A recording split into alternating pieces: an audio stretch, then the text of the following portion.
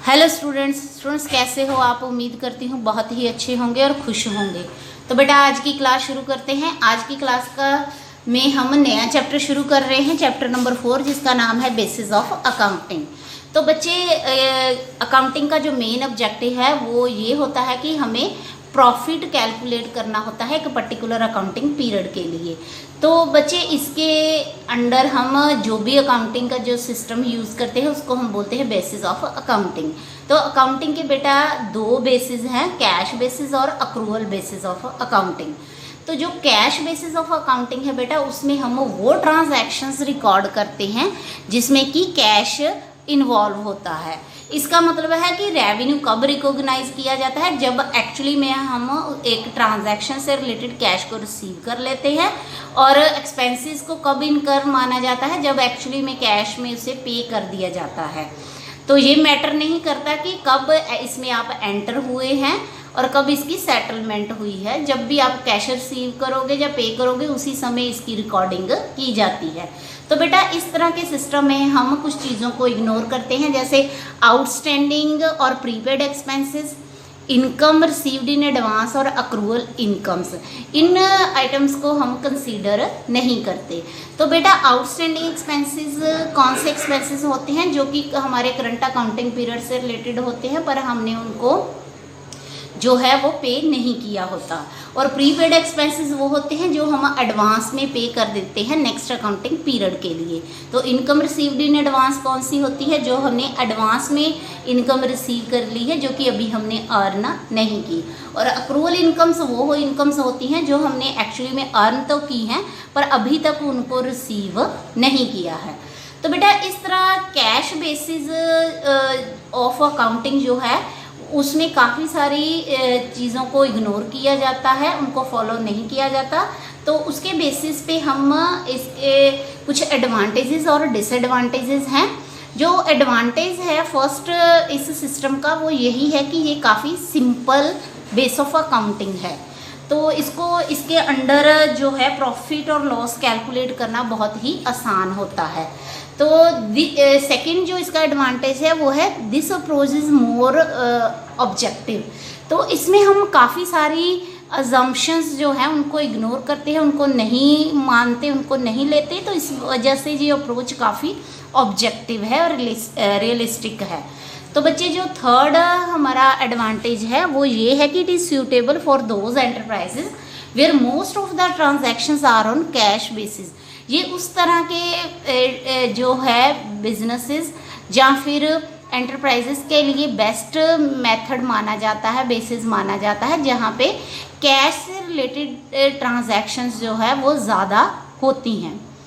तो बेटा इसी तरह इस सिस्टम के कुछ डिसएडवांटेज भी हैं जो है कि does not give true and fair view of profit and loss and financial position of an enterprise. क्योंकि इसमें हम सिर्फ कैश ट्रांजैक्शंस को ही रिकॉर्ड करते हैं, काफ़ी सारी इंपॉर्टेंट ट्रांजैक्शंस को इग्नोर कर देते हैं, जिसकी वजह से हमारे पास जो भी प्रॉफिट और लॉस निकल के आता है वो ट्रू और फेयर पिक्चर और ऑर्गेनाइजेशन की शो नहीं करता, ना ही ट्रू फाइनेंशियल पोजीशन को शो करता है। तो बेटा it does not follow matching principal. तो ये जो कैश बेसिस है इसके अंडर हम मैचिंग प्रिंसिपल जो हमारा अकाउंटिंग का मेन प्रिंसिपल है इसको इग्नोर करते हैं, जिसके अंडर ही ये सारी items outstanding, prepaid, income received in advance और अक्रूवल इनकम्स के कंसेप्ट आते हैं। तो इन सभी को इस प्रिंसिपल को इग्नोर करने की वजह से इनको कंसीडर नहीं किया जाता। तो बेटा जो थर्ड इसका मेन डिसएडवांटेज है वो है कि does not distinguish between capital और रेवेन्यू आइटम्स। तो इस बेसिस के अंडर हम सिर्फ कैश ट्रांजैक्शंस को ही रिकॉर्ड करते हैं। उनमें कुछ हमारी कैश ट्रांजैक्शंस जो होती हैं वो कैपिटल नेचर की होती हैं, कुछ रेवेन्यू नेचर की होती हैं। तो इस सिस्टम के अंदर उनमें कोई भी किसी भी तरह का डिफरेंशिएशन नहीं किया जाता, किसी भी तरह का अंतर नहीं किया जाता, सिर्फ कैश के बेसिस पे उनकी रिकॉर्डिंग की जाती है। तो जिसकी वजह से जो भी हमारे अकाउंट्स प्रिपेयर होते हैं वो वो रियलाइबल अकाउंट नहीं बन बेसिस है। तो बच्चे जो नेक्स्ट हमारा बेसिस ऑफ अकाउंटिंग है वो है अक्रूवल बेसिस ऑफ अकाउंटिंग। तो बच्चे इस बेसिस के अंडर इनकम को हम कब रिकॉर्ड करते हैं, जब वो अर्न कर ली जाती है। फॉर एग्जांपल कि हमने सेल की और 50,000 की सेल की है, उसमें से 30,000 हमने कैश रिसीव कर लिया है सेल का इमीडिएटली और 20,000 अभी क्रेडिट है। तो बच्चे जो 20,000 अभी हमने रिसीव नहीं किया है उसकी भी हम रिकॉर्डिंग करेंगे। मतलब जब हम इस ट्रांजैक्शन में एंटर हो गए हैं उसी समय हम उसकी रिकॉर्डिंग कर देंगे। ये नहीं देखेंगे कि कब उससे रिलेटेड जो रिमेनिंग हमारा कैश है वो जब रिसीव होगा तब उसकी रिकॉर्डिंग करें, इस बात को हम ध्यान में नहीं रखेंगे। मतलब कैश कब रिसीव कर रहे हैं, जहाँ कैश अभी रिसीव हुआ है चाहे नहीं हुआ है, इस बात को हम ध्यान में नहीं रखेंगे। जब भी हम ट्रांजैक्शन में एंटर हो जाते हैं उसी समय हम उस रेवेन्यू की जो है वो रिकॉर्डिंग कर देते हैं। तो इसी तरह बेटा जो एक्सपेंसेस होते हैं जब भी इनकर कर देते हैं, जब हमें जिस पीरियड में हमें उसका बेनिफिट मिलता है उसी पीरियड में हम उसको रिकॉर्ड करते हैं। तो ये मैटर नहीं करता कि एक्चुअली में वो एक्सपेंसेस अभी हमने पे किए हैं कि नहीं किए हैं। तो बेटा इस सिस्टम के अकॉर्डिंगली हम जब भी वो इनकम और एक्सपेंसेस ये जिस पीरियड से रिलेटेड होते हैं उसी पीरियड के अकाउंट्स में हम इनको रिकॉर्ड करते हैं। तो बच्चे इस जो बेसिस है इसमें हम रेवेन्यू रिकॉग्निशन प्रिंसिपल और मैचिंग प्रिंसिपल इनको फॉलो करते हैं, स्ट्रांगली फॉलो करते हैं। इसी के बेसिस पे ही जो है वो हमारे जो अकाउंट्स हैं प्रिपेयर किए जाते हैं। तो इसके अंडर इन दोनों को फॉलो करने की वजह से जो outstanding, prepaid, income received in advance और अक्रूवल इनकम जैसी एडजस्टमेंट्स हैं इनको भी कंसीडर किया जाता है। ये अक्रूवल बेसिस ऑफ अकाउंटिंग जो है कंपनी एक्ट 2013 के अकॉर्डिंगली फॉलो करना ज़रूरी है। तो बच्चे इस सिस्टम के इस बेसिस के कुछ एडवांटेज हैं।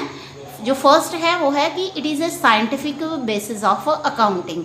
तो बेटा ये more realistic basis of accounting है और इसीलिए ये क्योंकि काफ़ी सारे एक्सपीरियंस पे बेस्ड जो प्रिंसिपल है उनको फॉलो करके इसको जो है अपनाया जाता है, तो इसीलिए ये एक साइंटिफिक बेस ऑफ अकाउंटिंग है। तो बच्चे जो सेकंड इसका एडवांटेज है वो है it considered outstanding and prepaid expenses and income received in advance and accrual incomes. तो क्योंकि इसमें हम रेवेन्यू रिकॉग्निशन प्रिंसिपल और मैचिंग प्रिंसिपल को फॉलो करते हैं, तो इसीलिए उसके रिजल्ट में हम इन जो कंसेप्ट्स हैं outstanding, prepaid expense, income received in advance और अक्रूवल इनकम जैसे कंसेप्ट एडजस्टमेंट्स को कंसीडर करते हैं। तो बच्चे जो थर्ड इसका एडवांटेज है वो ये है कि it discloses true and fair view about the profitability and financial position of an enterprise. क्योंकि ये काफ़ी ज़्यादा ब्रॉड कंसेप्ट है, इसमें हम काफ़ी जो है प्रिंसिपल्स को फॉलो करते हुए इस बेसिस को यूज़ करते हैं। तो इसके अंडर जो भी हमारी इस बेसिस को यूज़ करते हुए जो भी हमारी प्रॉफिटेबिलिटी और फाइनेंशियल पोजीशन शो होती है ऑर्गेनाइजेशन की, वो ज़्यादा रियलिस्टिक होती है, फेयर व्यू देती है ऑर्गेनाइजेशन के बारे में। तो बेटा इसके भी कुछ डिसएडवांटेज हैं। वो फर्स्ट है कि this is not a simple basis of accounting. तो क्योंकि ये इसमें काफ़ी सारे हम चीज़ों को फॉलो करते हैं, अजम्पशंस होती हैं, प्रिंसिपल्स को फॉलो करते हैं, तो इसीलिए ये एक सिंपल बेस ऑफ अकाउंटिंग नहीं है। तो the accounting process to elaborate, तो इसके अंडर जो अकाउंटिंग प्रोसेस होता है वो काफ़ी एलेबोरेट हो जाता है क्योंकि काफ़ी सारी एडजस्टमेंट्स हमें अकाउंट्स प्रिपेयर करते वक्त करनी पड़ती हैं।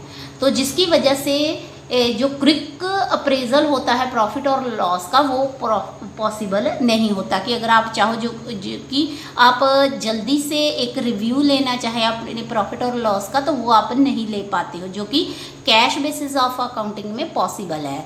पर फिर भी बेटा एज ए कंपैरिजन अगर हम बात करें तो जो अक्रूवल बेस ऑफ अकाउंटिंग है वो ज़्यादा रियलिस्टिक है, एक्सेप्टेबल है और इसकी जो रियलाइबिलिटी है वो बहुत ही ज़्यादा है और यूज़फुल है। तो इसके अंडर जो भी अकाउंट्स प्रिपेयर किए जाते हैं वो लीगली एक्सेप्टेबल होते हैं।